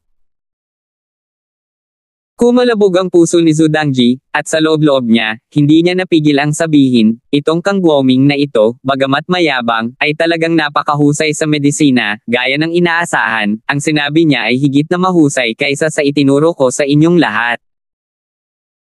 Kinailangang sabihin ni Zhu Dangji, "Mga kaklase, ang sinabi ni Kang Guoming ay talagang mas mahusay kaysa sa itinuro ko sa inyong lahat, itama natin ito." Nagdaldala ng klase, puno ng paghanga kay Kang Guoming. Ha ha ha. Narinig ni Kang Guoming na pinuri siya ng klase na may mabilis na tawa. Itinutok ni Kang Guoming si Chloe at nakita niyang nire-record din ni Chloe ang mga sinabi niya at mas naging kampante. Hindi pinansin ng klase, pumunta si Kang Guoming sa upuan sa tabi ni Chloe at ngumiti, "Chloe, huwag mong kalimutan na may utang ka pa sa akin ng 3 araw na halaga ng pagkain. Hindi kita makakalimutan kung sasabihin kong hindi kita makakalimutan, lahat ng yan ay treat kita kapag mayaman na ako." Sinabi ni Kang Guoming, "Para sa kapakanan ng pagiging mahirap mo, kalimutan mo na, ililibre kita ng 3 araw na bigas na parang tinatrato mo ako, pagkatapos ay magayos na tayo." Aksyon laban kay Chloe, at naramdaman niyang oras na para gumawa ng unang hakbang malapit sa tubig. Bukod dito, sa kanyang kasalukuyang kalamangan, napakadaling kunin si Chloe. "Hindi na kailangan," sabi ni Chloe. "Anong magalang sa akin, alam mo ba na mayroon akong $200,000 na ipon, kumain ka hanggat gusto mo," sabi ni Kang Guo na may halatang flair. "I said I don't need it. Anyway, my bet with you, kapag may pera na ako, it will treat you to 3 days of food." Tutulo si Changson. Medyo nagalit si Kang Guoming at sinabing, "Chloe, isa akong disipulo ng Ghost Hand Medical Saint, hindi ka masyadong walang galang." "I'm sorry. Hindi ko alam kung ano ang gusto mo, kung gusto mo akong makausap, masasabi ko lang na sorry, wala akong iniisip na umibig habang nasa Martial Arts Academy, hindi ako mai-in-love dito, sorry talaga." Mahigpit na pagtanggi ni Chloe, wala pang ang sinasabi si Kang Guoming tungkol sa paghabol sa kanya, tumanggi muna siya, na ikinatuwa ni Kang Guoming.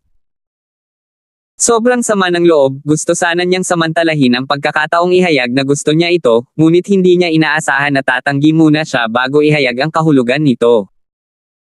Si Chloe, napakagandang Martial Arts Academy, kasama ang mga mag-asawang nagpapares, sayang ang oras ng Martial Arts Academy kung hindi ka umibig, sabi ni Kang Guoming. "Sorry, pumunta lang ako dito para mag-aral, hindi para umibig, hindi ako mai-in-love sa kahit na sinong lalaki, kahit sinong humabol sa akin, salamat." Kang Guoming, kung hindi ka tatutol, kaya kung maging mabuti. Kaibigan mo, pero hanggang doon lang. 400.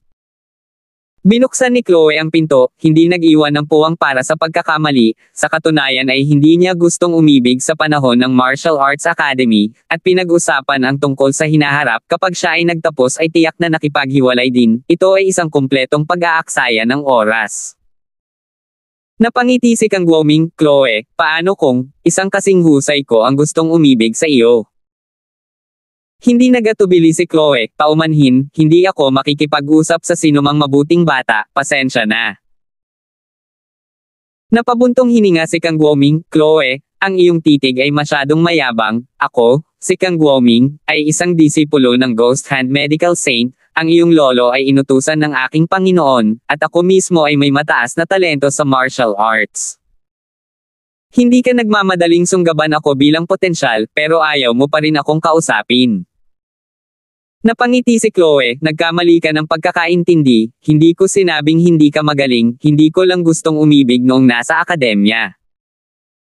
Hindi ko gagawin kahit na mas mabuting bata ko kaysa sa iyo, sana maintindihan mo, if you will be good friends. Sa oras na ito, sumigaw ang guro mula sa podium, ano ang pinagbubulungan niyong dalawa, hinahayaan mo pa ba ang klase? Chloe, ikaw ang pangulo ng klase, manguna ka, huwag magbulungan. I'm sorry, Teacher Zhou. Si Chang Sunwuyan ay abala sa paghingi ng tawad. Gayunpaman, sumigaw si Kang Guoming, pumunta ka sa iyong klase, lumabas, huwag pumunta, anong antas, at magkaroon ka ng lakas ng loob na pumasok sa klase. Nagalit si Kang Guoming sa mga salita ni Chloe, kaya diretso siyang sumigaw sa guro. Hinampis ni Zhu Dangji ang mesa at sumigaw, Kang Guoming, bagamat ang iyong mga kasanayang medikal ay talagang mas mahusay kaysa sa akin, hindi ka dapat lumayo. So what if I'm over the top, if you have the guts to come over and fight me, ikaw ba ang kalaban ko? You mother than? An almost 40-year-old man? Only at the outer door level, believe me I'll run you over, F***sake. Si Kang Guoming ay nag-aapoy. Akala ko ay naakit si Chloe sa kanyang bulbi, ngunit hindi ko inaasahan na si Chloe ay hindi naaakit sa kanya, kaya't si Kang Guoming ay napakamainit. Walang nagsalita sa klase, napakalakas ni Kang Guoming, walang gustong masaktan siya. Sinabi ni Chloe, Kang Guoming, hindi ka ba nababahala? So what if I'm excessive, who dares to do anything to me? Sinabi ni Chloe, kung ipagpapatuloy mo ito, iuulat ito ng guro sa pinuno ng departamento, wala itong maitutulong sa iyo. Hahaha, threatening me with this? Ridiculous. Ang hilang talent ko ang pinakamataas sa freshman class na ito, at patulsikin ako ng department head. Si Lance ay hindi makatingin dito, anong klaseng tao ito, hindi man lang siya ipinagmamalaki ni Lance ng ganito, talagang ipinagmamalaki niya siya ng ganito. Sinabi ni Lance, Oy, yan, Kang Anuming, ito ay isang silid-aralan, kung gusto mong magalit, mangyaring pumunta sa labas. Sinamon ni Kang Guoming ng tingin si Lance at umungol, sino ka mama, kilala mo ba kung sino ang kausap mo? Nagalit din si Lance, I don't say things twice. In fact, I looked at you yesterday, I didn't expect na sobrang yabang mo ngayon, Lance I can't stand it. Hinampis ni Kang Guoming ang mesa at sumigaw, F***si Kyudan, tapos papatayin ko ang manok ngayon bilang babala sa iba. Pagkatapos sabihin iyon, pinatay ni Kang Guoming si Lance, at nagkagulo ang klase. Sumigaw si Chang Sun, Kang Guoming, huwag mong saktan ang mga inosenteng estudyante. F***sick the inosente. Nakita ni Lance si Kang Guoming na pumaslang, napakadiin ng uso, isang pre-internal na sekta, nang ahas siyang salakayin ng isang late internal sect, talagang desperado. Pa! Nang hindi nag-react ang lahat, isang pop lang ang nakita nila, at lumipad si Kang Guoming sa bintana. Natigilan ang lahat sa klase. At ngumuso si Lance, naghahanap ng kamatayan. Hindi makapaniwalang tumingin si Chloe kay Lance at sinabi sa kanyang puso, sino ba ang taong ito, na talagang sumampal kay Kang Guoming sa labas ng bintana, si Kang Guoming ay isang henyong estudyante sa antas ng panloob na pintuan. Habang nakatingin ang buong klase kay Lance, sa labas ng bintana, sumigaw si Kang Guoming, papatayin kita. Galit na galit si Kang Guoming, kaya agad niyang inilabas ang kanyang espada at pinuntahan si Lance. Hindi gumalaw si Lance, at nang patayin siya ni Kang Guoming gamit ang kanyang espada, itinaas ni Lance ang kanyang paa. Bang! Si Lance ay nagpalipad ng sipa, na parang bola ng soccer, at pauilas na sinipa ang ulo ni Kang Guoming. Swoosh! Boom! Ang ulo ni Kang Guoming, tulad ng isang putok, ay binaril sa dingding, at ang dingding ay gumuho ng may kabog. Wow! Sigaw ng buong klase na wow, napakalakas nito. Si Kang Guoming, isang freshman ng inner gate class, ay sinisipa na parang football ni Lance. Nahulog si Kang Guoming sa guho at direktang sinipa ni Tang Zuche na walang malay. Nauutol na sabi ng guro ni Zhu Dangji, ikaw paano mo nagawa iyon? Si Kang Guoming ay isang inner door freshman, sino ka ba? Sinabi ni Lance, Guro, ang pangalan ko ay Lance, at isa rin akong bagong estudyante sa Healing Department. Ano? Bagong estudyante ka rin sa departamento ng pagpapagaling, ngunit paano ka magiging napakalakas? Walang paraan na ang departamento ng pagpapagaling ay magkakaroon ng ganoong kalakas na estudyante. Isang estudyanteng ganoon kalakas ang napunta sa mga departamentong iyon na dalubhasa sa sining sa pagtatanggol. Natigilan si Lance, gusto kong matuto ng ilang mga kasanayan sa healing arts, hindi ba? Lance, anong klaseng lakas ka? Hindi na ito itinago ni Lance at sinabing, late inner gate. Ano? Nagulat ang buong klase, isang late-stage inner door expert, gosh, ito ay nasa kategorya na ng perverted freshman. Nagulat din si Chloe nang marinig niyang sinabi ni Lance na huli na siya sa inner gate, hindi niya inaasahan na magkakaroon ng pervert na freshman sa klase. Natatakot ako na ang pinakamalakas na freshman sa klase na ito ay ang nahuling inner gate, ngunit syempre, mayroong humigit kumulang 100 nitong huli na inner gate na baluktot na mga freshman. Wow! Malakas! Sumamba ang guro ni Zhu Dangji at sinabing ang ganitong uri ng perverted genius ay may walang limitasyong kinabukasan. Nakita ni Tang Zhu Dangji ang buong klase na nakatingin kay Tang Zhu Dangji na may malahalimaw na mga mata, at tumawa ng walang salita, huwag mo akong tingnan ng ganyan, ang dahilan kung bakit hindi ako pupunta sa Sword Art Department ay dahil hindi na kailangan ng sinuman na magturo sa akin ng kasanayan sa espada at sable, hindi na kailangang mag-aksaya ng oras, bakit hindi ka pumunta dito at matuto ng ilang mga kasanayan sa pagpapagaling? Ngumiti si Zhu Dangji, welcome, mga kapwa mag-aaral, tanggapin natin ang perverted genius na ito, si Lance, sa ating healing department. Papa! Nagpalakpakan ang lahat. Sa sandaling iyon, nagising si Kang Guoming at umakyat mula sa mga guho ng gumuhong pader. Napasigaw si Kang Guoming sa sakit nang makita niya ang kanyang sarili sa sobrang gulo habang pumapalakpak ang klase para salubungin si Lance.